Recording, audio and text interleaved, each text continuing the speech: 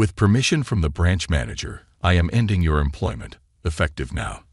I appreciate all of your hard work thus far. I had moved away from the busy front desk responsibilities to a less taxing back office position as I got closer to retirement. In the spirit of reform, our new, youthful, and vivacious branch manager began to get rid of whatever he thought was superfluous or in the way, not just items, but also responsibilities and people. When I remarked, "I don't understand why I'm being fired," the boss simply responded, "You're in the way." Just sitting back and relaxing with easy work that anyone could do, getting all self-important after finishing trivial tasks, with a look of complete distress. It's annoying to observe.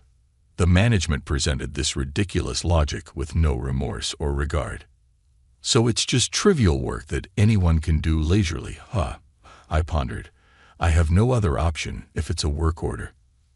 I made the decision to follow the branch manager's instructions. After a week, the bank started calling me nonstop. Edward is my name. I work behind the scenes as a bank employee. I'm 51 years old right now.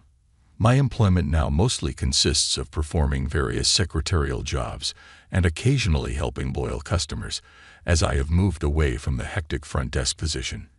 It takes me back to my younger years to see the youthful employees rushing around the counter. Being in a back office role without prospects for further promotion, I'm just waiting for retirement. However, I quite like my current job. It seems a fittingly stable way of working for an employee nearing retirement. In fact, most employees around my age at our branch gradually start to downscale their work, with many retiring earlier than scheduled, some to enjoy their later years sooner, and others due to personal circumstances, like family care or health issues. I guess it's about time for life changes, such as taking care of parents or grandchildren. Just recently, the branch manager retired before reaching retirement age due to needing to care for his family back home. And today we have a new branch manager. "I'm Michael, your new branch manager. Looking forward to working with everyone," he said. At the morning meeting, the new branch manager, Michael, greeted the staff with great energy. He appeared to be about 10 years younger than me, dressed in a crisp suit and wearing an expensive-looking watch. His eyes were gleaming with ambition, his intense gaze and aura so dazzling that I honestly felt it would be tough to keep up with him. You there. Could you show me around the office, please?" "Sure, I'll show you around." "Thanks. Everyone else, please carry on with your work as usual." "Don't mind me." Michael then started his tour with a young female employee. Let's call her Emily. Like the others, I continued with my regular tasks. "Excuse me, but what task are you working on right now?" A loud voice suddenly spoke from above me. Whoa, that startled me, I thought, as my inner thoughts slipped out. Looking up, I saw Michael, arms crossed and looking rather displeased, with Emily, who seemed a bit troubled, watching me. "What's this?" Michael asked, looking at my work. I honestly replied, "I'm checking and entering application forms." Michael sighed heavily. "Honestly, I've never seen such a lax workplace before," he complained with a look of utter disdain. "Lax? What do you mean?" "Just what I said. At my previous branch, no employee took this much time on back office tasks. I'm surprised there are employees specialized in this. Checking and entering documents may not be a big job, but it's necessary work. Mistakes can't be tolerated in tasks involving large sums of money. Someone has to do it. I don't know how it was at that branch, but is it possible that no one did the back office work?" I thought about retorting that, but somehow felt it was too bothersome, and gave up. Instead, I just responded, "Is that so?" and gave him a smile. Emily looked on worriedly, and I felt sorry for her. I thought, if I let it slide, Michael would just leave, but he stayed put and seemed to ponder something. Then, as if he'd made up his mind, he nodded and announced to no one in particular, "Decided. From tomorrow we will reform this branch." The next day, True to his word, Michael started implementing changes at the branch. First off, he replaced almost all the office equipment with new ones. I wondered where the budget for that came from, but then I noticed an increase in the workload for the younger to mid-level staff, especially at the counter. Tasks that used to be sent to back-office jobs like mine were now less frequent, making the already busy staff even busier than before. If he pulls off this reform at the branch, sales will likely increase, benefiting all employees and propelling him to a higher position. I heard from the younger staff that Michael was talking ambitiously about this, but since his arrival, there has been a slight improvement in the performance of the junior staff, perhaps due to his strict guidance. As for me, watching Michael and the younger staff, I thought to myself, youth is incredible, as if it were someone else's concern. So I never imagined that this reform would turn against me one day. Michael called me into his office. I was a bit surprised since he hadn't spoken to me directly since his first day. "Do you need something?" "Yes, I'll keep it brief because I'm busy," he said while thrusting a piece of paper at me. "I'm terminating your employment, effective today with the authority of the branch manager. Thank you for your hard work." "Yes," I replied, tilting my head reflectively. Michael's voice was so loud that other nearby employees could hear the sudden termination notice, causing a stir. I thought I had misheard, but the document clearly stated it was a notice of dismissal. "You will be compensated fairly for your work so far, and we will handle the difficult procedures. So please pack your belongings and leave." Michael spoke quickly and then turned his back on me, hurrying back to his work. Completely baffled, I pressed him for an explanation. "Wait a minute, why am I being fired? Did I do something to harm the branch?" Despite my serious tone, Michael didn't look at me and simply said, "We'll properly handle the retirement encouragement." "That's not what I'm talking about. I'm asking if I have violated any work regulations or made a major mistake. This is wrongful dismissal." Michael sighed with annoyance and finally faced me.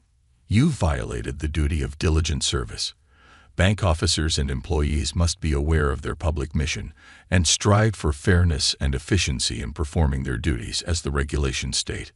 Why am I accused of violating that? Please be specific." "Ah, what a hassle. You don't try to keep up with new equipment or systems and still use outdated ones, causing delays. Don't you see?" Michael rattled off comfortably and quickly. "Have I ever caused a delay in work deadlines? I don't think I've caused any.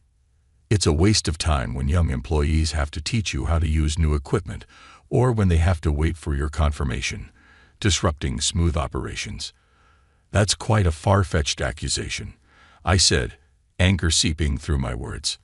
Michael clicked his tongue and stepped closer to me, glaring intimidatingly. "You're in the way," Michael said dismissively. "While other employees are busy working, you're just sitting back and relaxing with easy work that anyone could do, getting all self-important after finishing trivial tasks. It's frustrating to watch."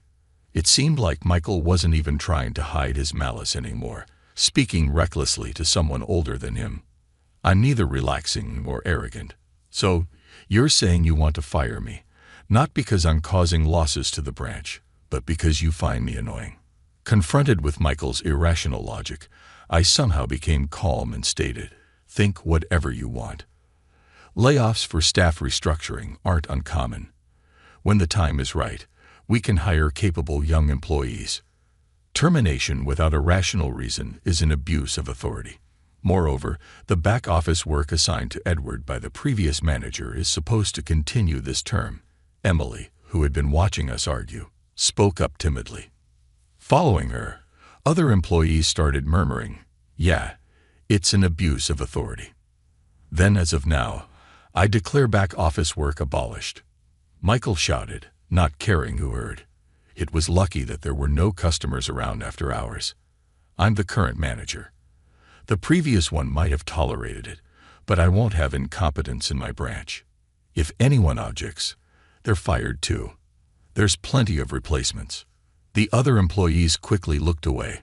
Only Emily kept her eyes on Michael, albeit fearfully, realizing the situation might turn against her. I took a deep breath and calmly said, "Understood. If the position is being abolished, I have no choice but to accept the termination." My sudden acceptance of the order left everyone, including Michael, momentarily speechless.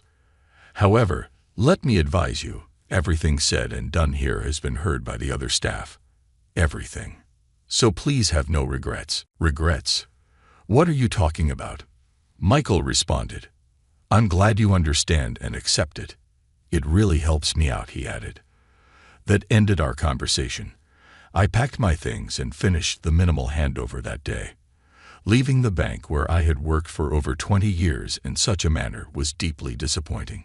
Yet at my departure, the colleagues I had worked with for years showed they would miss me, some even with tears. Despite their pleas to reconsider, I left content with their feelings. A week passed with no job. I no longer needed to wake up early, leading to erratic sleep patterns. Today, I woke up around 10:00 a.m. and found several calls on my phone, all from the bank I was supposedly fired from a week ago. What's this about? Before I could ponder further, the phone rang again. Picking up, I was greeted with a familiar shouting voice. What on earth is going on? Wow, what is that? You, Michael. What's this all of a sudden? What do you mean? What? What did you do? Tell me the truth. I have no idea what you're talking about. Start from the beginning, please. Michael then explained that days after my departure, several major clients threatened to close their accounts. The bank's internal operations were nearly collapsing, unable to function properly. Throughout the conversation, Michael sounded panicked. But frankly, I couldn't care less. That's why I warned you, I said with a look of disdain. In my first year working at the bank's counter, lacking confidence in my abilities, I spared no effort to improve my communication skills. Eventually, I could handle even the most difficult customers or complex explanations effortlessly. In my 50s, the customers I occasionally dealt with were those who had long relied on me. They trusted me more than anyone else for my clear and concise explanations, including some of Michael's mentioned major clients. Wealthy individuals are careful with their money and won't entrust their significant assets to a bank where they can't trust the people. That's what I always prioritized, trust with clients. In just 1 week, this person lost the trust I built over 20 years. At that point, my feelings transcended anger and sadness. I was simply astounded. I don't know what caused the major clients to leave all at once, but what do you mean the back office work is on the brink of collapse? I thought those trivial jobs anyone could do were supposed to be easy and comfortable, I said, speaking in a rare sarcastic tone. I knew that administrative work wasn't something that could be done casually alongside other tasks, and deliberately used the same words Michael had previously said to me. Having stepped back from customer-facing duties as I neared 50, I had taken on most of the processing work that other staff couldn't manage. Though it may sound inappropriate, but I was quite pleased that many clients were angry about the unfair treatment I received. They probably believed that someone like me could never have violated my professional duties. It felt like a validation of my diligent work. Come back immediately. You have to take responsibility for this mess. What are you talking about? You fired me a week ago. I'm no longer an employee there. Shouldn't you be getting back to work instead of wasting time on this pointless conversation? That termination notice was fake. You're still an employee here. Consider the last week as paid leave and come back to work immediately. His audacity knew no bounds, and he even admitted to falsifying documents. Michael's ranting, devoid of any shame, almost made me faint. You've been quite loud. Isn't it business hours? Are you not bothering the clients? I tried to stay calm in my response. After a pause, Michael's voice came through the phone, subdued. Please come to the bank. I'm begging you. Later, I visited the bank as requested and was led to the manager's office, where Michael and the senior bank officials were present. Seeing Michael after a week, he looked worn out, a shadow of his former self, likely chastised by the higher-ups. The executives apologized to me unanimously, asking me to return. I'm sorry for not meeting your expectations, but I can no longer work under a manager who commits unfair dismissal and document forgery. If the manager changes, would that resolve the issue? Before I could answer, Michael rushed over and apologized deeply. Edward, I apologize for my rude behavior. I didn't realize you managed many major clients. Please don't let me be fired. Michael's demeanor had changed, though he was still loud. Michael, please keep your voice down. It's carrying over to the center area, I said. Just then, a door opened with a knock. Emily and the president of Brown Real Estate, a major client I managed, stood there. Edward, Emily has always been under your good care. Thank you, and I apologize for the disturbance. President Brown greeted me politely when he saw me. He is my longest-serving client, and also the father of Emily, the bank employee. I've heard about this situation from Emily and understand it's been tough on you. It has made me think about reassessing where I keep my assets. Today, I came with Emily to take care of that. It seemed that President Brown was also considering closing his account with our bank. Losing a client who had been with me for so long was regrettable but inevitable. However, I didn't mean to eavesdrop, but I heard something about changing the branch manager and Edward returning. If that's true, I would feel secure in trusting my assets to Edward again. It was unclear if President Brown's words were decisive, but ultimately, Michael was promptly dismissed. He was given a genuine termination notice, and his future was of no concern to me. I thought someone with his experience in banking wouldn't struggle to find another job. However, it didn't seem as straightforward as I thought. President Brown, holding accounts at various banks, had casually shared the details of this incident with employees at these banks. Consequently, Michael became blacklisted in the industry and was turned down for employment wherever he went. There's no duty of confidentiality to a single customer, Emily remarked nonchalantly, which I found somewhat intimidating. I heard through the grapevine that Michael was now making ends meet through part-time jobs. I sent out greeting cards to my clients, informing them of my return to the bank. Those who had once lost trust and closed their accounts were quick to reopen them upon hearing of my reinstatement. This experience taught me the importance of proper transition and passing on responsibilities, and I am now diligently training the younger employees. Fortunately, these young staff members are highly responsible and eager to learn. Being valued and needed even after turning 50 feels incredibly rewarding. With a newfound goal of nurturing the next generation of bankers, I am enjoying my days filled with excitement and a sense of purpose.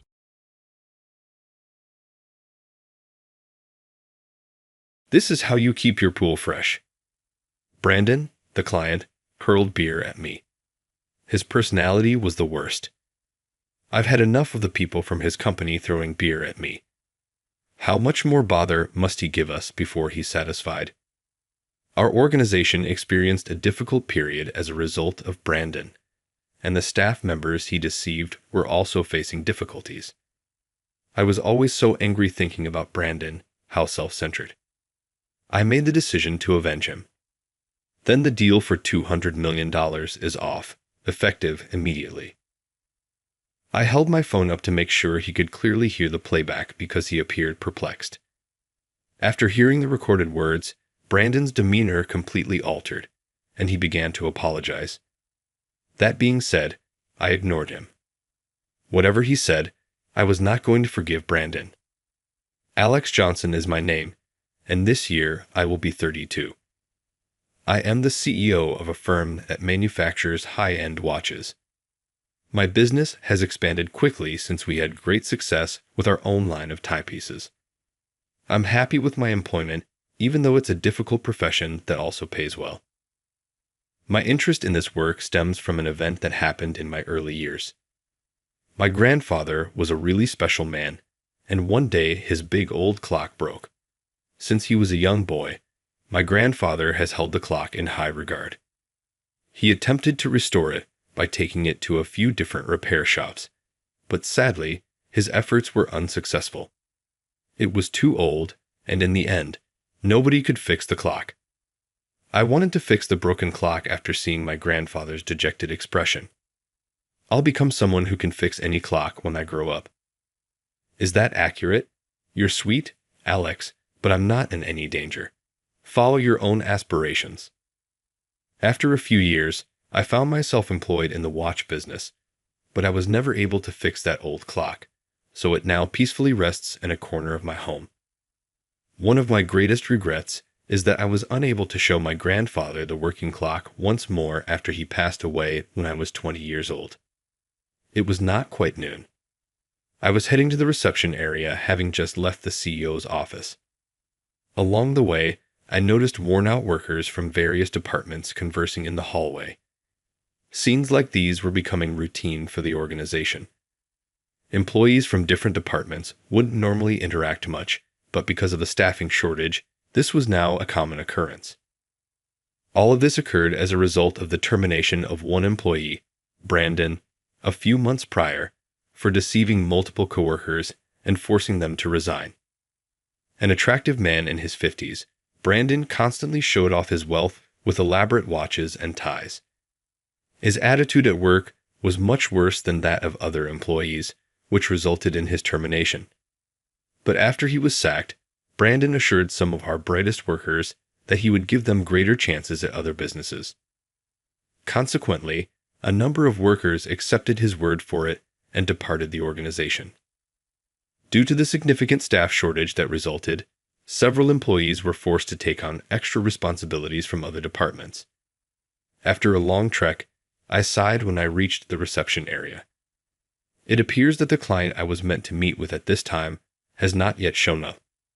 I spoke with a male employee who had made coffee in the room while making sure there were no outside guests. It seems our client hasn't arrived yet, Jess. They called a short while ago to say they'd be about 5 minutes late, so it might take a bit longer. Even as the president of this company, I cannot afford to take it easy because we are now experiencing a staff shortage. I'm performing the tasks that the sales department would typically complete because of this. However, I'm starting to get tired of it, presumably from being so busy lately covering for others at the production plant, assisting with marketing and public relations, and so forth. Leave me to relax on the sofa. I'm a little tired. Kindly ignore me and carry on with your task. Oh yes, understood. Exhaustion overcame me as I settled into the reception room sofa and closed my eyes. I closed my eyes and thought back to several things that had happened recently. The firm wouldn't be in this predicament if it weren't for Brandon. As it happens, the workers who left after being persuaded by Brandon's claims were unable to obtain jobs at the purportedly better firm. The people who were tricked were unable to rejoin our organization and appear to be having difficulty finding new employment. Despite my sympathy for their predicament and the fact that it's their decision to leave their place of employment, I was unable to simply offer assistance given the company's reputation. I therefore intend to hire a diverse spectrum of people while I am seeking out new talent. This calls for further planning and probably busier days in the future. The man who had been in the reception area shouted out to me while I was thinking about the future. While I was sleeping, he appeared to have been talking on the phone with someone. It appears that the client has just arrived, President Johnson. I've arranged all of the deal's paperwork on the table. Comprehensive. I appreciate you getting things ready.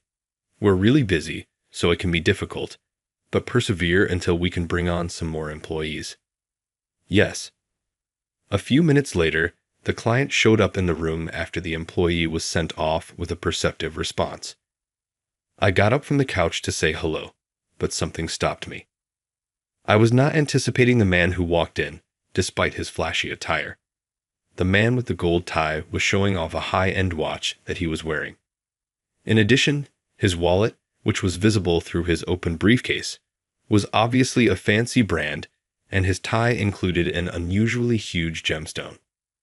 Even though his appearance and belongings were shocking, they didn't really matter. The fact that the man was Brandon, who had left the organization a few months prior, shocked me the most. I was somewhat perplexed by this unexpected turn of events, but as the CEO of a corporation, I couldn't afford to ponder. I inhaled deeply to center myself before looking back at Brandon. Brandon, why are you here? It's apparent, isn't it? Now that I'm in command of this arrangement, is that something you can comprehend? Well, perhaps your intellect is too slow to keep up because you can't even afford a good lunch because you're poor. I wanted to run away from reality after hearing his impolite introductory words, but I put up with it for the benefit of the group.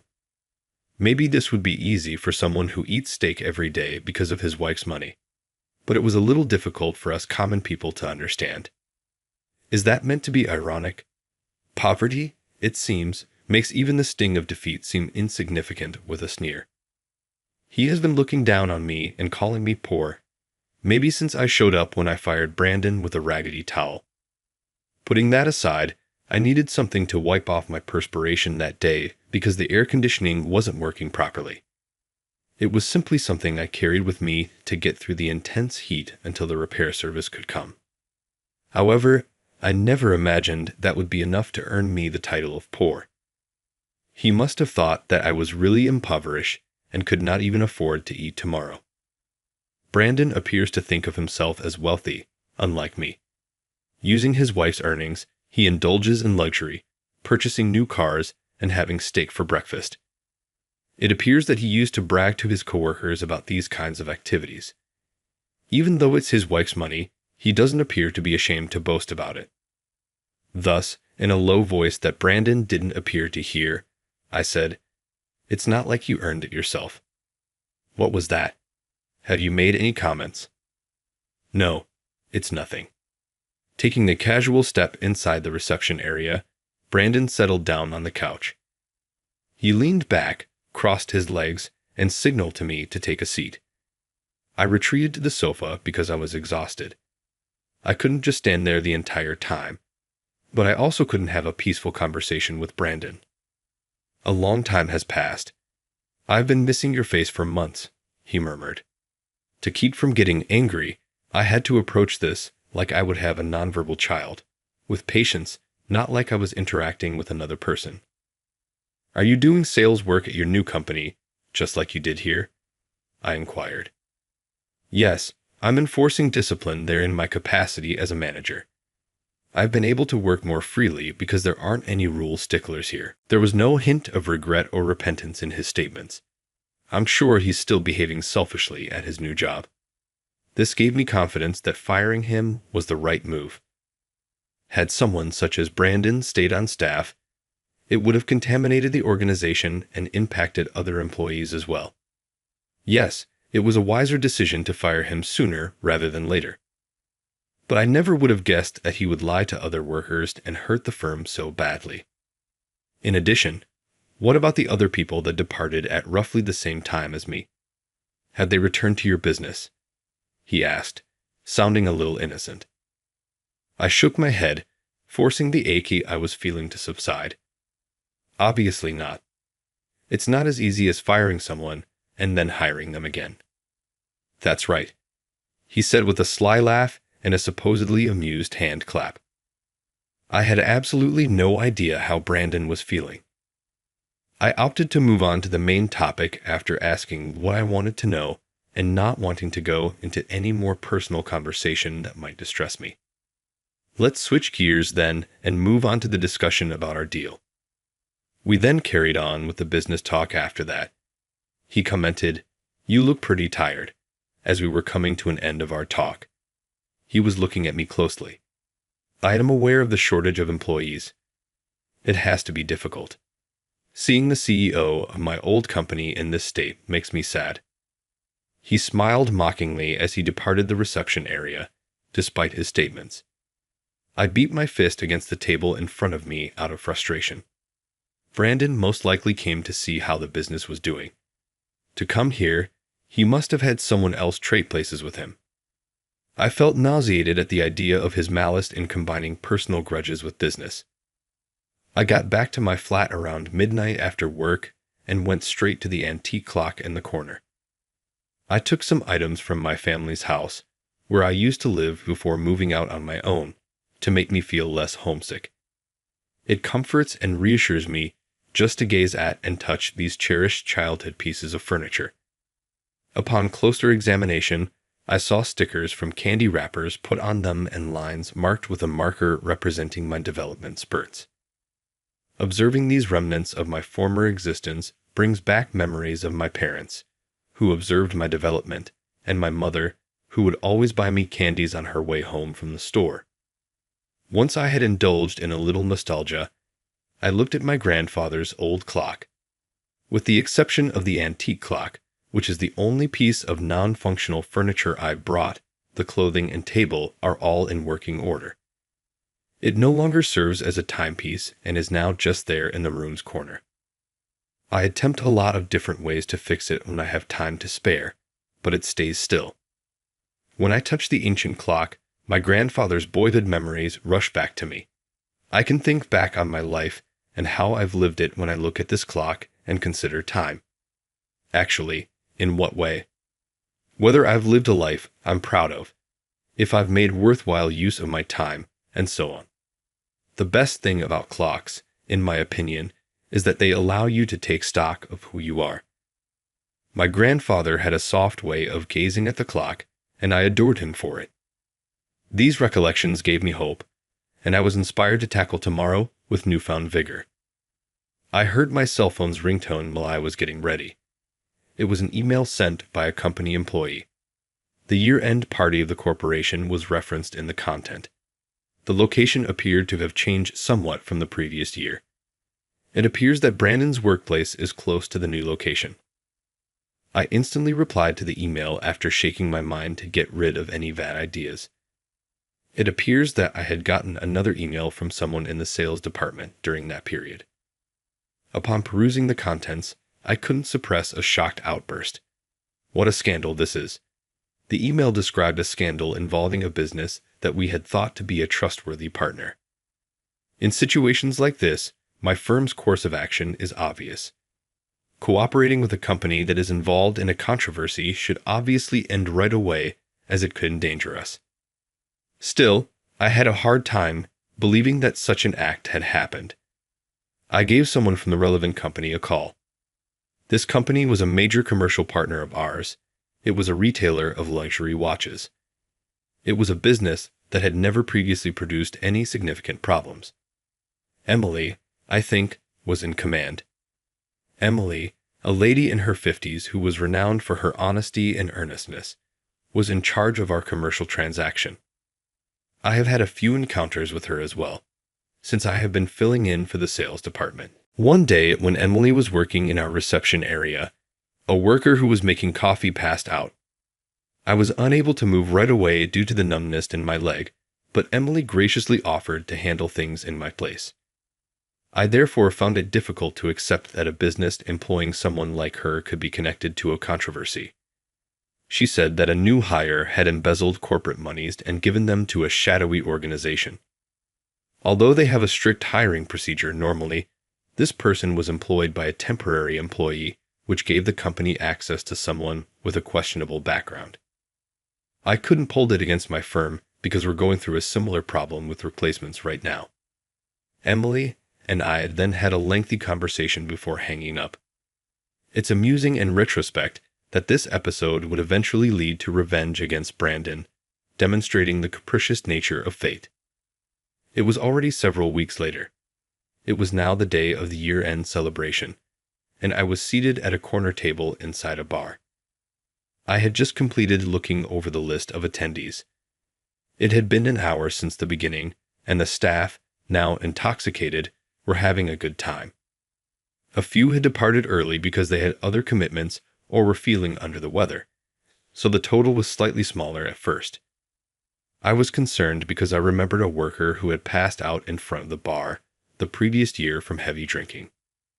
Though thankfully there were no significant problems or thefts, it was nonetheless a scary moment.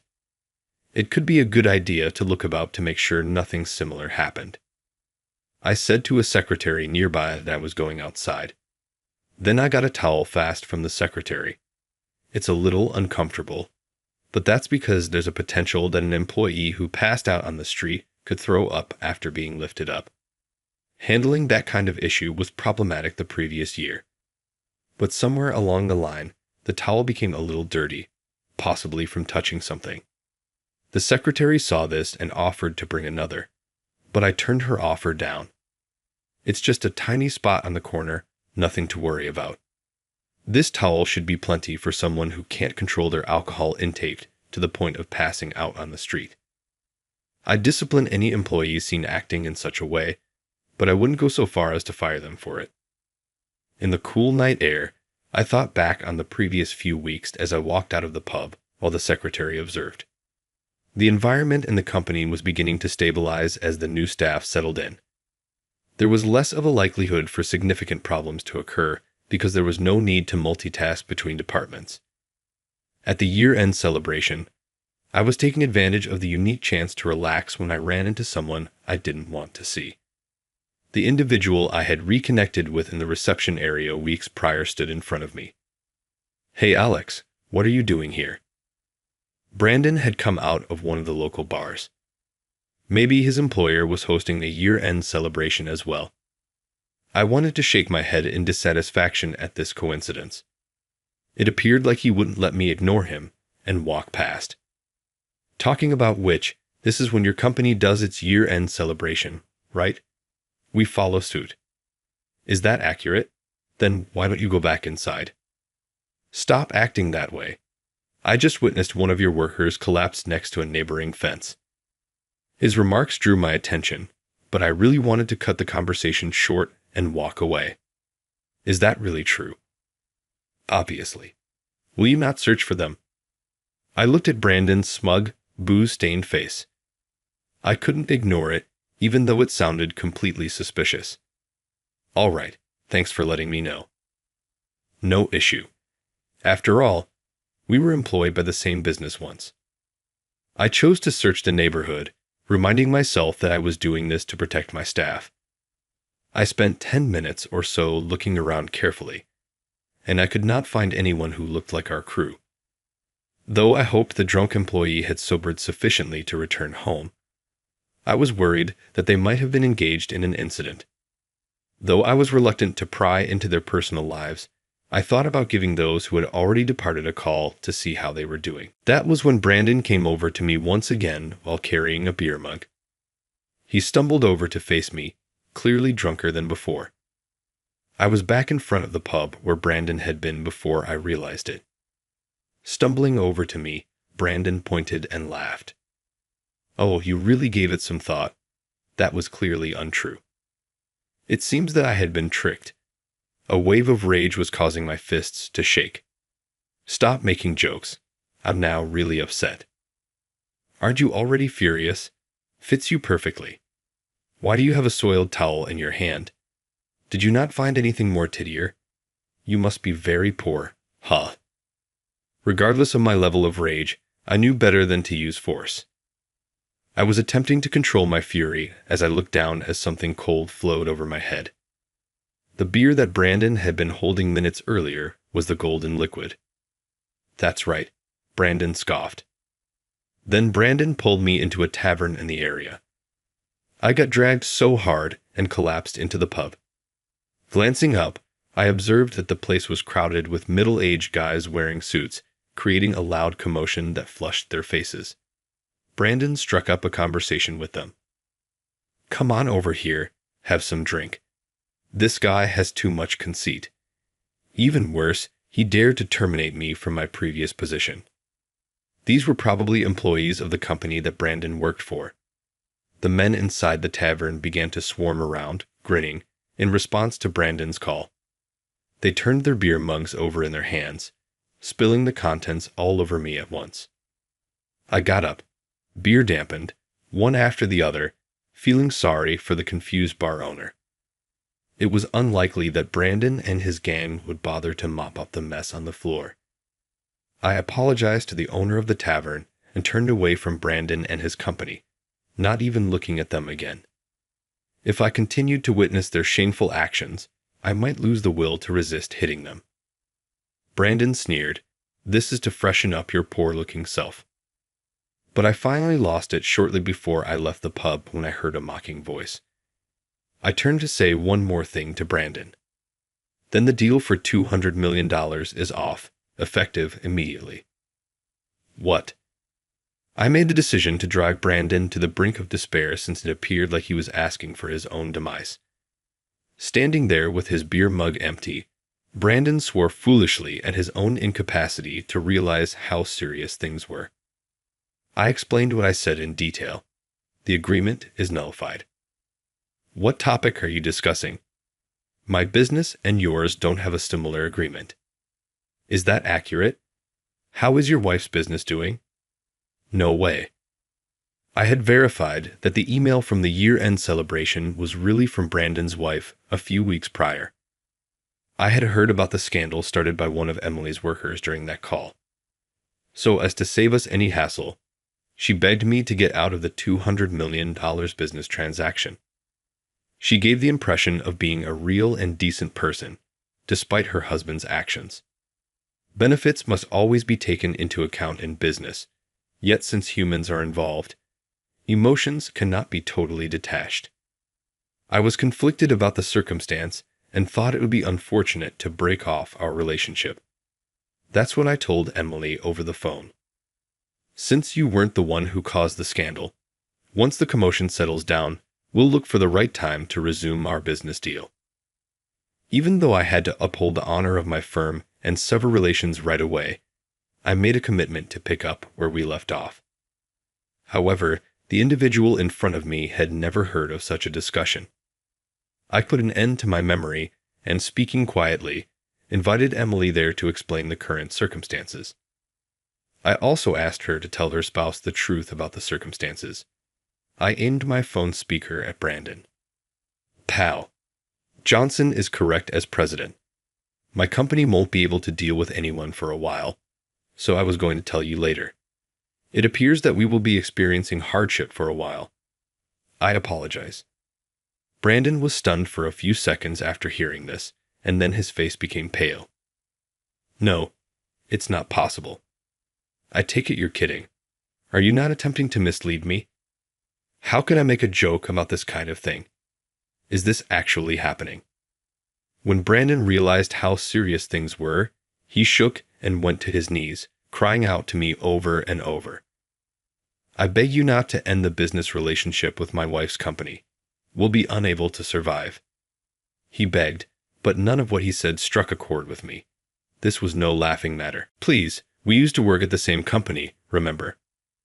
He just cared about himself and didn't even try to apologize for what he had done to my firm. There was no way to assist someone in that way. Without saying anything he would like to hear, I added, I might catch a cold, so I'll be heading back, and I turned to leave the area. When I arrived back at the year-end celebration location, my staff gave me startled looks. They questioned, President Johnson, what happened to you? The staff peered confusedly out the window, wondering if it had rained. A secretary who chanced to walk by would have recognized what had transpired by the smell of beer among them. She brought me another towel and then began to make cab arrangements for me. I felt sticky even after I changed in the bathroom after having someone buy me fresh clothes. I had no choice but to return home early in such a situation. Brandon approached me gasping for air as I stood outside waiting for the cab. I'm glad you're still with us. Please don't cancel the business with my wife's company, President Johnson. I'm sorry if I poured beer all over you. In front of me, Brandon apologized once more. I had already made up my mind despite his attempts. Did he think my feelings would alter if I made an earnest plea? Brandon continued to say the same thing without looking directly at me. When my staff heard his voice, they went outside.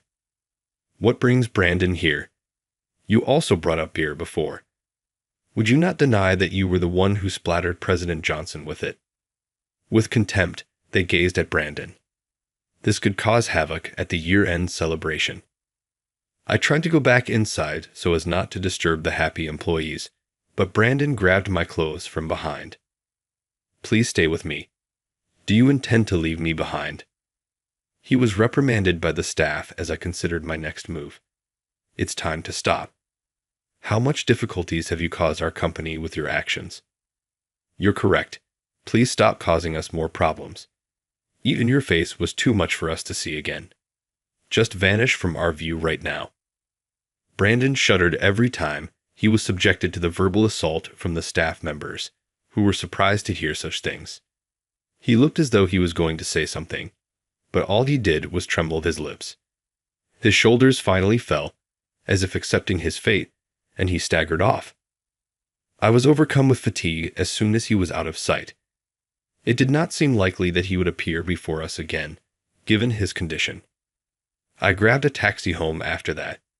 It seemed the year-end celebration went on without any more problems, maybe because of my parting remarks encouraging everyone to enjoy the remainder of the celebration on my behalf. After receiving pictures from my secretary showing the staff having fun, I looked at the pictures and felt relieved. I was dragging my wearied body into the bath when my cell phone's incoming email notification went off.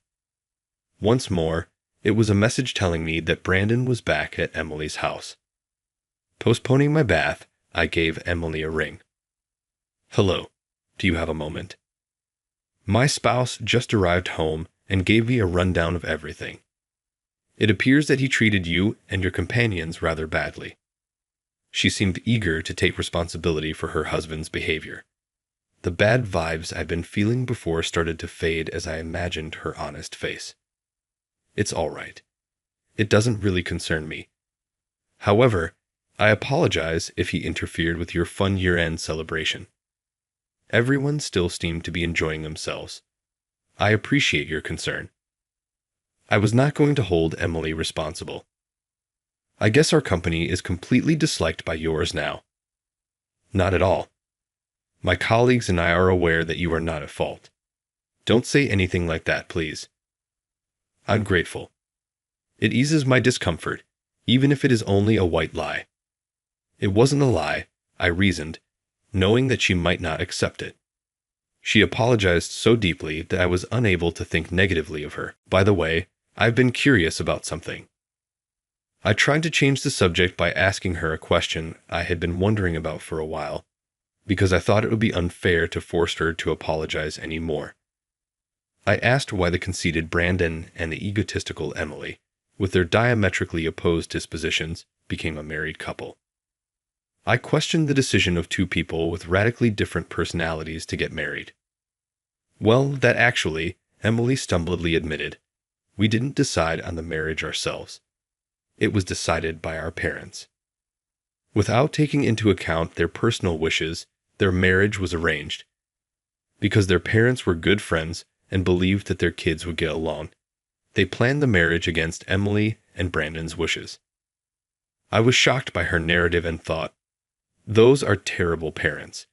But it did explain how someone as self-centered as Brandon could exist. Emily looked set on getting a divorce from him. On the phone, her voice sounded relieved. "I intend to start anew and restructure the business after my divorce. Could I please get in touch with you when we're able to conduct business again?" "Indeed, without a doubt. I'm excited for the day when we can collaborate with your business once more." She may have a lot of obstacles ahead of her, but I have no doubt that she will succeed. Regardless of how formidable the challenges, she possesses the strength to conquer them. After the divorce, Emily appeared to have severed her relationship with Brandon. It is said that he moved into her old flat, but his problems didn't stop there. An executive from the organization had witnessed the incident that night, which made Brandon feel uncomfortable at work. Through word of mouth, I find out that the other workers who poured me a bunch of booze are feeling the same way. Some received punishment or a demote. Brandon was downgraded to a regular employee position. He eventually had enough of the toxic workplace and left from the company, withdrawing into his flat. We've been having busier days as the business has grown, but everything is going according to plan. Our goods are selling well, and the recent hires are all dedicated workers who make major contributions. It's always a good vibe in the office when there's no troublemaker like Brandon. We were able to start doing business with Emily's company again after a year, by which time the scandal had healed Emily's company. I was excited to see her face again at the sales department business meeting. A long time has passed. I've returned to conduct business with your organization, as I previously stated. I expressed my gratitude that you were able to recuperate. We eventually started talking more and became friends as a result of that reconnection, which was a good thing. I discovered that as the workforce grew, I had more spare time. I used this chance to hone my clock repairing abilities and was eventually able to fix my grandfather's clock. I finally fixed the ancient clock, however, it took several days and was a difficult task. I talked to the clock, thinking of my late grandfather, filled with a sense of success. Grandpa, I finally got the clock to function again. Do you think you're keeping an eye on me from heaven? I'm hoping you can hear this clock's sound there. For the first time in decades, the sound of the clock ticking away seemed auspicious for the days ahead.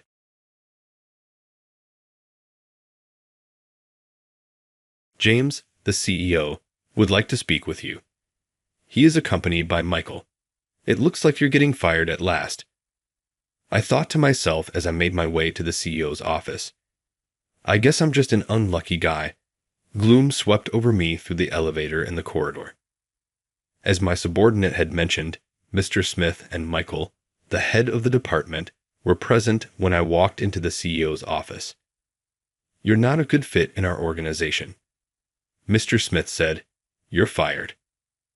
Michael, who was seated next to me, lifted the corners of his mouth in a joyful smile upon hearing this abrupt dismissal. Then, however, Mr. Smith went on, Maybe you're not understanding the actual reason behind this dismissal.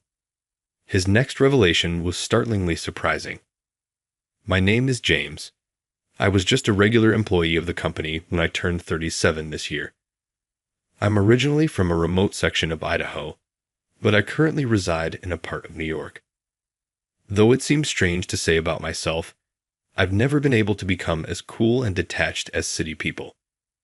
Perhaps this is because I was raised in a generous and laid-back rural setting. I'm a man of great compassion, and I always end up supporting people who are struggling or in a vulnerable situation. I attended a mid-tier private university in New York after finishing high school in rural Idaho. I worked a variety of part-time jobs while I was in college before landing a position at TTE, an aid company that was hardly more than a startup at the time. 15 years had gone by as I worked at this company and battled. The company, which was little when I joined, has evolved into a mid-sized ag trade company, and I've reached this age. My work environment is, to put it mildly, far from ideal as the head of the system development unit at our New York headquarters and a mid-level manager. As a head in name only, I'm always torn between my superiors and my subordinates' demands. A quintessential case of being in a difficult situation. Many of my subordinates come from elite universities, which makes them challenging to manage in general. Some are quite forceful and have very high confidence and self-esteem. Even though they don't say it aloud, I frequently sense their disobedience and mockery of my directions as a lousy supervisor with a far lesser educational level than theirs. They regard me as their head, to put it another way. Furthermore, Michael, the chief of the System Development Division, and my immediate supervisor, is a classic opportunist who rose through the ranks of his company simply by being astute. A dishonest superior who simply wants to benefit without working hard. He has a tendency to assign all significant or difficult jobs to his subordinates, leaving everything to others while claiming all the credit for himself. The majority of these problematic supervisors and subordinates come from the exclusive private key university, creating an intolerable university clique. James, your alma mater university is like the typical backup university for us K University graduates, isn't it? Michael frequently asks me. It's depressing. You must have a complex like that. He says this out loud, ensuring I hear it. The subordinates from Key University laugh mockingly at me, even though it isn't funny at all. Indeed, my university is not highly ranked and is considered a safety school for students aiming for prestigious universities like Key University. I too had applied to prestigious universities but ended up at my safety option. So Michael's sarcastic comments often struck a chord with me. In this hostile office environment, My oasis was Elizabeth, who recently started working as a cleaner in our office. Elizabeth, not yet accustomed to her job, often made mistakes and seemed lost on the floor, which led to some mean-spirited younger employees clicking their tongues or harassing her openly. However, as I mentioned earlier, being raised in the countryside has instilled in me a nature that can't ignore those in vulnerable positions. Gradually, I found myself discreetly helping Elizabeth when she struggled with her cleaning tasks. I started to strike up friendly conversations with her. Elizabeth wore a large cleaner's hat pulled down over her eyes and a big mask, making it hard to see her face. She seemed to be quite elderly. She warmed up to me as I helped her out and started making small talk, sharing stories from her life that were both interesting and insightful. Indeed, Elizabeth's stories, full of wisdom from a life well lived, became a source of comfort for me. In the midst of the hostile work environment that left me feeling on edge, my casual chats with Elizabeth gradually became an irreplaceable form of relaxation. However, my subordinates, especially those in the K University clique led by Michael, openly mocked us. Seeing me with my lower education happily chatting with the cleaner Elizabeth, they would loudly say, "Low-educated old man and an old lady, a perfect match at the bottom." One day, after working late at the office and feeling completely drained, I finally made it to the nearest station. As I passed through the ticket gate and descended the stairs to the platform, a wallet flew out of the bag of an elderly woman walking slightly ahead of me and fell to the ground. However, the elderly lady didn't notice and continued hurrying toward the platform. I immediately made my way through the crowd, picked up the fallen wallet, looked up, and frantically searched for her. To my relief, I found her already lined up at the boarding area of the platform. It was a platform for a train heading in the opposite direction to mine. I needed to get this wallet back to that elderly lady quickly. In the midst of the rush hour crowd, I hurried down the stairs to the platform as fast as I could. But unfortunately, the train was already pulling in. The train doors opened all at once, and the elderly lady boarded. I had no choice. It was going the opposite way, but I would have to get on that train. Desperate, I raced down the stairs and barely managed to slip through the doors just as they were closing, boarding the train heading in the opposite direction to my home. Once on, I found the train packed to the brim with commuters. I had seen the elderly lady with the lost wallet board the next car over. I had to get this wallet to her before she got off. While receiving some annoyed looks and tuts from other passengers, I apologized profusely and slowly made my way through the crowded car towards the next one. By the time I reached the elderly lady's car, 2 stations had passed. I quickly explained how I found her wallet and came to return it. The elderly lady looked incredibly surprised. Though she appeared quite elderly, she seemed energetic and had a kind, refined face. What struck me was how her eyes widened in shock the moment she saw me. "You are such a kind person to go out of your way to return a lost wallet by boarding a train going in the opposite direction of your home," she said. The elderly lady was so moved, thanking me repeatedly, that I became embarrassed and modestly replied, "Oh, it was nothing. Just doing what anyone would."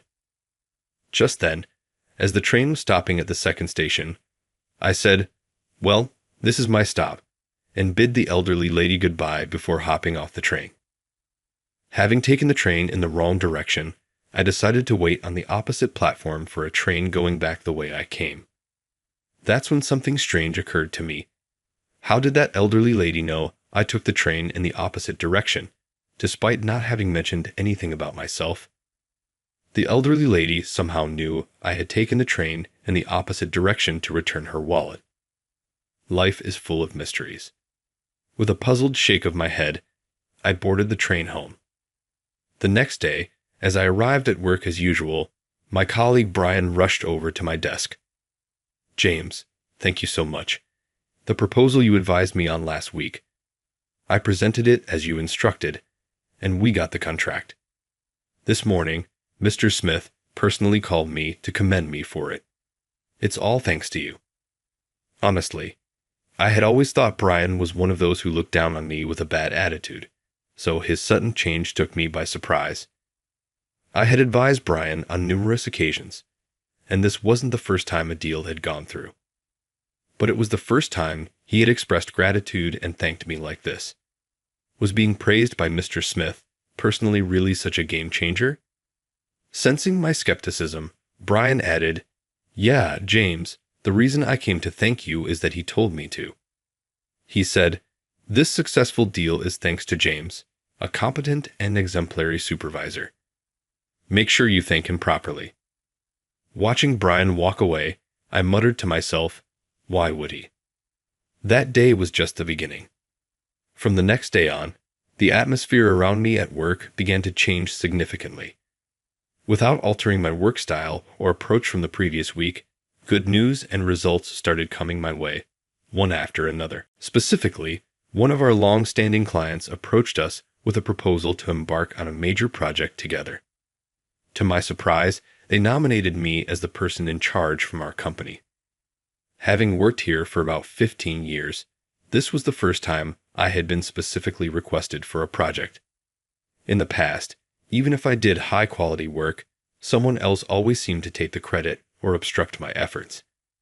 It felt like I had gone from being a symbol of misfortune to someone basking in the limelight. I asked Jessica, the client's representative, why she chose me as a point person for our company despite there being other employees available. Jessica replied, "It was because Mr. Smith recommended you. He assured us that if it's James from the System Development Department, there can be no mistake. We took the liberty of looking into your past achievements, and true to his word, found you to be an exceptionally capable individual." I was taken aback to hear, once again, that he had played a role in this. And so, my once luckless corporate life seemed to be taking a turn for the better recently, lifting my spirits and making me grin to myself. Being appointed as the person in charge of an unprecedentedly large project from a client filled me with enthusiasm, and I dived into the preparations. This project was undoubtedly the biggest opportunity in my career, and its success would significantly enhance my reputation. I was brimming with motivation. Day after day, I stayed late at the office, fully focused on preparing for this project, creating specifications for the newly developed program, drafting various explanatory documents, and preparing for presentations. I was giving it my all, drawing on every bit of strength I had. After a month of such dizzyingly busy yet fulfilling days, the final presentation, where I would meet all the clients, was just 2 days away.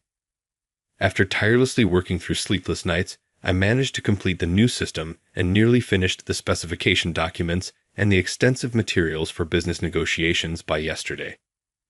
On the day before the presentation, I arrived at work trying to contain my excitement and launched the newly completed system for a trial run. Then, I tried to open the specification document files stored on my PC along with other files for the business negotiation presentation, but they were gone. All the files had been deleted. Moreover, all the backup files I had made as a precaution were also erased. Even worse, all the documents I had printed out and piled up next to my PC just the day before had vanished without a trace. This can't be happening. What on earth is going on? I felt a chill run down my spine and couldn't help but shout out loud. In a panic, I searched under my desk and in my drawers, desperately looking for the stacks of documents, but they were nowhere to be found. As I was doing this, drawn by my earlier shout, some people came over laughing uproariously. When I turned towards the source of the crude laughter, there were Michael and his entourage looking down on me with scorn. "Too bad all those documents you worked so hard on, and the files on your PC. This guy threw them all away." Michael, seemingly finding the situation hilarious, burst into laughter, pointing at David, a junior employee. David was a newcomer, but like Michael, he was from Key University and had a nasty personality, acting like Michael's lackey. "I thought your files and documents were garbage, just like you, so I deleted all the files along with the backups and threw all the paper stacks into the shredder bin. David said with a flippant remark. As David spoke, Michael and the rest of the group burst into uncontrollable laughter. "Ha, it's hilarious, right?" Threw them all away. Now James can do his presentation. Bye-bye business deal. Oh dear, such a big project gone to waste. What a pity. Poor thing. Michael and his cronies mocked and tormented me, making a laughingstock out of me. Glaring at Michael and David, I said, "Do you have any idea what you're doing? Aren't you ashamed of yourselves for stooping to such despicable actions?" To this, David brazenly replied, "Not at all. We have to nip in the bud any bad influence from our incompetent senior, or it's us, the juniors, who end up getting crushed." Michael chimed in, "Ha, getting told off by the newbie, huh? James, you've been getting a bit too cocky lately because you've been recognized a bit. You were an eyesore, so we just gave you a reality check. Go ahead and embarrass yourself in the business meeting and revert back to your mediocre self. And don't you dare get ahead of yourself ever again." Michael, seizing the moment, sneered. Hearing his appalling words, I realized everything. Michael, the department head of system development, was deeply resentful that I, a mere supervisor, had been appointed by the client for a big project, bypassing him. His actions were clearly driven by ugly jealousy toward me. Stunned by their actions and responses, I was left speechless. Michael, with a parting shot of "let this be a lesson. Never overstep again," you worthless supervisor, walked away with his entourage from my desk. As I watched their retreating figures with a sense of despair, I muttered to myself, all the backup files were deleted and all the documents were thrown away. I could start over from scratch, but there's absolutely no way I can finish before the day after tomorrow's business meeting. It's all over. How could I have been so careless? I blamed myself for leaving my PC unlocked and for carelessly leaving the documents by my desk, feeling a sense of futility in hindsight. The next day, I went to work feeling utterly despondent. With the business meeting now seemingly doomed, my spirit had hit rock bottom, and I was overwhelmed with depression, barely able to stand. Unable to focus on work, I went to the break room alone, repeatedly sighing and holding my head in my hands. Embarrassingly, I felt a lump in my throat from my own inadequacy. Then, someone patted my shoulder. Looking up, I saw Elizabeth, the cleaner, looking at me with concern. "Elizabeth, sorry, I'm not really in the mood for small talk right now," I said. Elizabeth smiled kindly with just her eyes showing. Then, she presented something she had been hiding behind her back. To my astonishment, it was the stack of documents I had printed out, which were supposed to have been thrown away by David.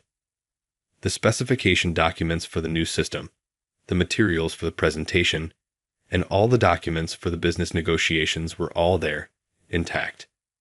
"Elizabeth, where did you find these?" I asked, surprised.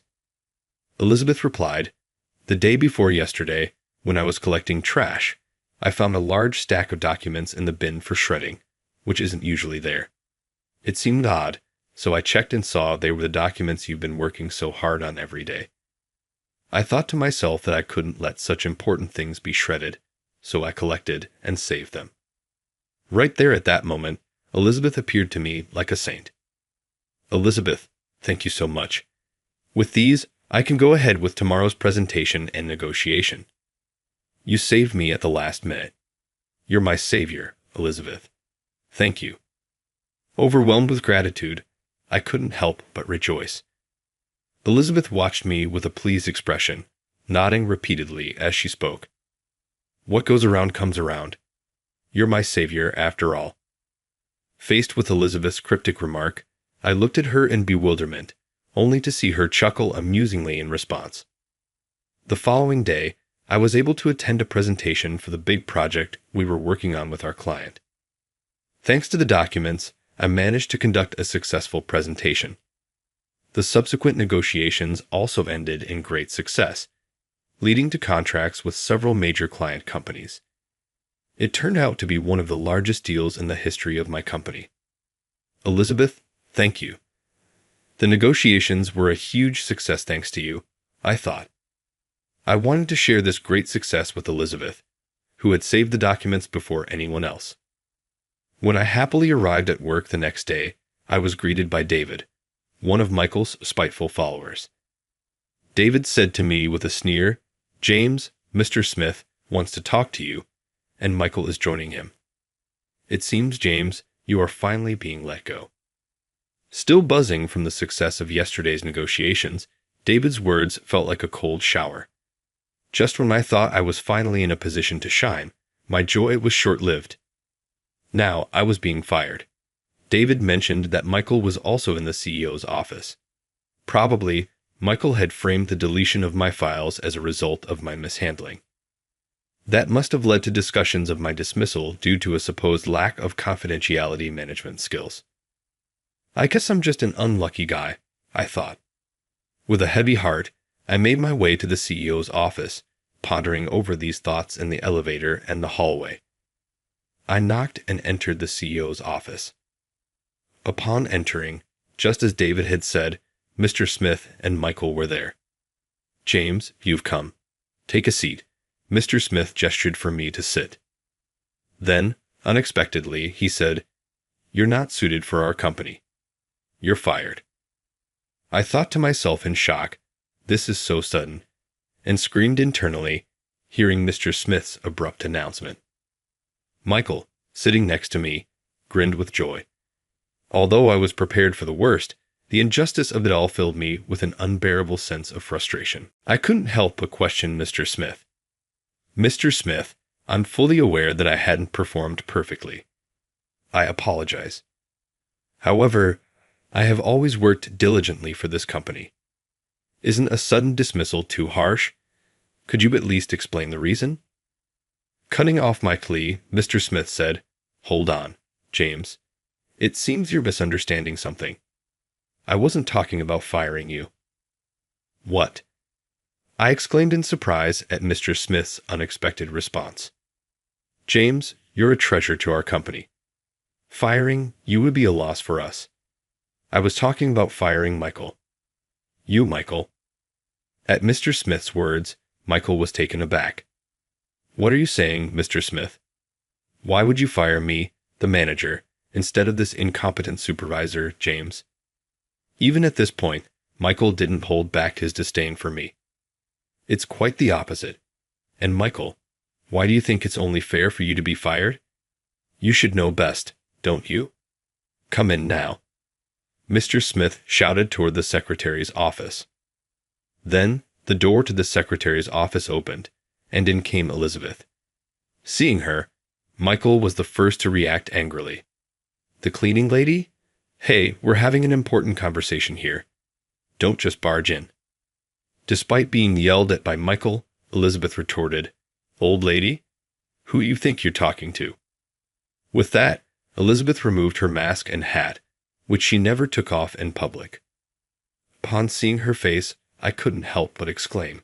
It was definitely a face I recognized. "It's you. The lady who dropped her wallet on the train that time," I said tentatively. Elizabeth smiled warmly and replied, "Yes, thank you so much for that time. Thanks to you, I didn't lose my important cash cards and driver's license. You're my savior." To think that the elegant elderly lady I encountered that time was the cleaning staff I chatted with every day. Seeing my speechless surprise, Mr. Smith added with a smile, "Indeed, James. I also want to thank you for returning my mother's wallet. Though belated, I'd appreciate it." It seemed Michael was the most shocked by Mr. Smith's words. "My mother? Wait, is this lady really your mother?" As Michael's face turned pale with shock, Mr. Smith reprimanded him sharply. "Watch your mouth, Michael. You've been slandering someone's mother by calling her an old lady. It's because of your twisted personality that you're utterly unfit for our company." Michael, scolded by Mr. Smith, began to tremble with fear, his face turning even paler. After giving Michael a disdainful glance, Elizabeth began to explain the situation. The details were as follows. The mother, wanting to contribute to Heron's company in some way, decided to utilize her cleaning skills and began working as a cleaner. While working as a cleaner, she observed the office staff and their characters. During this time, Elizabeth was drawn to my work ethic and character. After the incident with the wallet, she had even suggested to her son that my promotion and performance evaluation be reconsidered. Moreover, Elizabeth had been keeping an eye on Michael's tyrannical behavior and had reported everything, including the truth about the negotiation documents, to Mr. Smith. That was the essence of it. During Elizabeth's explanation, Michael's trembling grew worse, and he eventually collapsed at his knees on the floor, completely overwhelmed. This was truly a sight of utter defeat. Looking down at the pitiful side of Michael, Mr. Smith said calmly, "Michael, you are truly despicable. Today you're being dismissed for disciplinary reasons, but before that, apologize to James for all the trouble you've caused him, if you have any shred of conscience left as a human being." Michael, crouching on the floor and holding his head weakly, looked up and said, "James, I'm sorry for all the mean things I've done." Watching Michael break down and sob, I felt a profound sense of pity. In the end, Michael's wrongdoings were brought to light, and the board of directors unanimously decided to dismiss him for disciplinary reasons. Michael left TTE, but his followers remained in the company.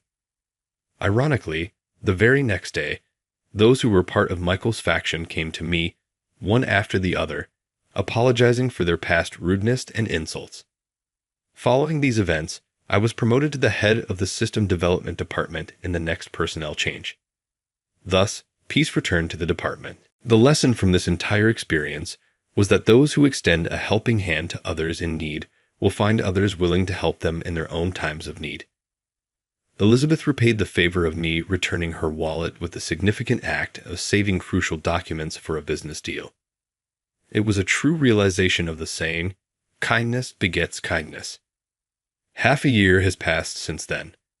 As the new department head, I continue to have a good relationship with Elizabeth, Mr. Smith's mother, who still works as a cleaner from time to time, and I often enjoy chatting together as a break from work. Now, trusted by subordinates and favored by Mr. Smith, I lead a smooth and successful life, a stark contrast to the unfortunate first half of my life. Oh my, it's been a while, but I recognized you right away because you still look as frail and scruffy as ever. Are you wandering around here because you're sick? At the hospital, I ran into a classmate who, for some reason, always disliked me in high school. You've always been weak-minded and incompetent, but to be physically weak as well is just the worst. How pitiful. Well, I'm actually your attending physician. Excuse me, my name is James. I work as a resident doctor at the hospital. Doctors are considered to be among the successful in this world, but as far as I'm concerned, that's not the case at all. The term successful probably applies to every doctor but me. Hi, Dr. Smith. How many children do you have? I'm still single, I replied. Mistaken for a married man by a patient, the hospital room was enveloped in an awkward atmosphere. Nurses overhearing my conversation with the patient struggled to suppress their laughter. Dr. Smith, you somehow look older. Is it because you're worn out? Isn't that a bit harsh to say to my face? Often mistaken for being older than my actual age due to my appearance, I frequently receive harsh comments from the nurses. Even though I became a doctor, my life is still far from luxurious. Due to my medical school loans, I'm in debt, so the prospect of enjoying a meal out with a woman was out of the question. The position of girlfriend has been vacant for a long time. I must admit I have a dull personality and simple thought processes. Fortunately, or not, I rarely dwell on my misfortunes or unhappiness, managing to sleep off most concerns without it affecting my health. Even when I do notice, I think, I've lived this far without worrying. Why start now? And just let it go. My family and friends often look at me with a mix of pity, calling me knave. However, I couldn't care less about other people's opinions. Even I, however, Can't help but feel down when faced with the sharp words from the nurses who have both beauty and talent. They would say, "Dr. Smith, maybe you should take a shower," or "It would be nice if a wife to take care of you would show up soon," offering nothing but harsh opinions. Even today, after a night shift, a colleague said to me, "You should shave your beard at least. It might make that face of yours look a bit better." Even with this face, is that necessary? I muttered to myself. But I followed everyone's advice as usual and continued down the path of an unattractive loser. One day, a nurse scolded me upon seeing my appearance. "Dr. Smith, it sets a bad example for the other staff if you don't take care of your grooming. It makes the patients uncomfortable." Looking in the mirror, I saw my hair was a mess from sleeping in. Rushing and without time to style my hair or shave, my appearance was far from commendable. Indifferent even to my own appearance, I spent my days being reprimanded by those around me. "Dr. Smith, please don't sleep here." "Yes, yes," I replied. Nearly dozing off with a cup in hand, I was jolted awake by the sharp voice of the head nurse, Emily. Though the coffee in the cup swayed, it fortunately didn't spill on my lab coat. Had I stained my coat, Emily would have scolded me again. Today, I was unexpectedly asked to step in for a surgery, which ended up taking a long time. As a result, I had to stay overnight at the hospital. By the time I finished the paperwork I had planned to do, I was starting to feel extremely sleepy. I thought about the father-like man said that, continuing to repeat similar sentiments. Peeking through the open door, I saw 3 people standing around Susan, who was sitting up in bed. Susan was biting her lip in frustration, her face downcast. Judging from the conversation, the 3 seemed to be her parents and sister. The way the words flowed out as they berated her suggested this was a usual treatment for Susan. To me, Susan seemed perfect, but it pained me to see that her home situation was not even close to that. As oblivious as I am, I could still understand the situation in the room. Personal feelings aside, this is a hospital, and I am her attending doctor. I knocked vigorously on the door, not waiting for a response before opening it and stepping into the room. All 4 pairs of eyes pierced through me, but I'm not one to flinch at mere stares. "Hi, I'm Dr. Smith, the attending physician. Nice to meet the family, and please leave soon. Visits that burden the patient are not allowed." While the parents were taken aback, the sister quickly recovered from my surprise attack and started speaking boldly. "What are you talking about? Are you saying it's not a problem for you to intrude on our family gathering?" Family gathering? Blaming the sick for their illness, calling them disgraceful, saying they've always been the lesser one, and getting up on a patient like this. That's a novel idea for a family gathering. My words seemed to unsettle them, with the parents exchanging glances. Yet Kate, Susan's sister, continued to argue. "We're family, and that's why we can say these things. It's for her own good."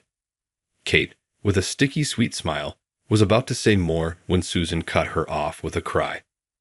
"Stop it. What's for my good? You don't care about me at all." Susan must have been holding back a lot until now. Her patience seemed to have run out as she vented her frustrations on her family. "No matter how hard I try, I've never been praised. This is wrong. Something's missing. Kate did this. Kate was like that. Kate would have. I'm sick of it." Susan's voice was almost a scream by the end, causing her sister to retract her creepy smile. Kate snorted. "It can't be helped. The truth is you're inferior to me. Telling you the truth and making you understand your place is what families do. You really are a hopeless case." Kate sighed with twisted logic, and I felt a chill down my spine. But Susan, who must have been aware of her sister's abnormality, completely ignored her and glared at her parents. "When Kate wanted a pet, you immediately got a dog for her. But when I brought home a stray kitten, you told me you'd given it away while I was at school." "Right, Mom. But then a year later, my family-loving sister told me the truth. It wasn't given away. You had taken it to the shelter to be put down.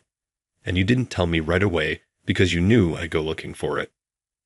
Susan's voice trembled slightly with tears, but after taking a deep breath, she continued calmly. "You're right, Kate. I was a fool. I'm done seeking love from people like you. From now on, you don't have to think of me as family, and I won't think of you that way either. So please leave. Don't ever come back." Susan firmly declared her disownment. With that, her sister snorted. "Then from now on, even if you're in trouble, don't rely on us. I doubt anyone would want to help you fight your illness on your own." Kate spat out those words and left the hospital room with her parents. The room became silent once they were gone, returning to its usual sterile atmosphere. Days later, in the courtyard on a mild spring day, I approached Susan, who was sitting on a bench looking up at the sky. "Hey there." She glanced at me briefly, keeping her face turned upwards. Since the day she broke ties with her family, her prickly attitude towards me had softened somewhat, but it hadn't disappeared entirely. I still got a sharp comment whenever we met. "Are you sure it's okay to have such an unreliable doctor?" That's a harsh way to put it. I'm worried I might catch some strange germs from this unhygienic doctor. Despite the harsh words, the nurses had been reassuring, saying that I'm competent, so there hadn't been any formal complaints yet. But my mentality is certainly wearing thin. Ignoring Susan's reaction, I sat down beside her. "Are you feeling nervous?" I tried to speak as gently as possible. Susan's surgery was scheduled in 2 days. Even if it went well, she would need lifelong medication and occasional convalescence. I was much more nervous during my final job interview, believe it or not. I had an offer from an international company. That's amazing. I was genuinely impressed, but Susan smiled self-deprecatingly. Well, I had to decline it because of my illness. My family was disappointed, and they lashed out at me. It was a mess. Far from receiving sympathy from her family, she was actually in such a situation that they probably blamed her more for declining the job offer rather than worrying about her illness. That's unfortunate. But with your talents, once things settle down, there'll be plenty of companies wanting you. When I tried to cheer her up, Susan fell silent for a moment before speaking. "You've been a bit of help, you know." It was the first time she had mentioned what happened in the hospital room. "Why did you help me? You thought I was a terrible person, didn't you?" "I'm your attending physician after all. It's my job to put noisy visitors in their place." I put on a show of bravado. Honestly, I'm not usually that assertive. Back then, I really didn't want to intervene, and there was a chance I would have been tucked down if Susan hadn't declared her estrangement. It might have led to an ever-ending argument. "I've hated you since high school." "Really?" It hurt to be told that directly, but I tried to remain calm. "You weren't particularly good-looking or smart. Always walking around confidently with your messy hair and wrinkled shirt. You were careless and insensitive, often upsetting teachers and girls." She spoke in a flat voice, recounting my embarrassing past.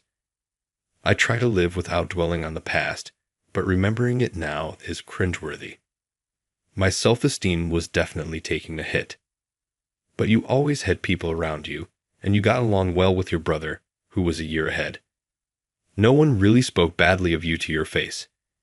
Indeed, no one directly confronted me about my character. I had been scolded many times, but I also received plenty of praise. I must have had a fairly normal upbringing. I was trying so hard in that family, yet nobody loved me. I couldn't get along with my sister. I always wondered, why is it so unfair? I would probably feel the same if I were in such a household. Then you appeared, seemingly without effort, having everything I wanted. You got along with your brother so naturally, and I resented you for it. That was the reason Susan had always been hostile towards me, even though we both have siblings. What's the difference between you and me? Siblings, even though I understood her reasoning, I still had to clear up a misunderstanding. Well, I don't know if it's okay to say this now, but my brother and I aren't actually blood related. What? Susan, who had been gazing up at the sky for a while, turned to face me for the first time.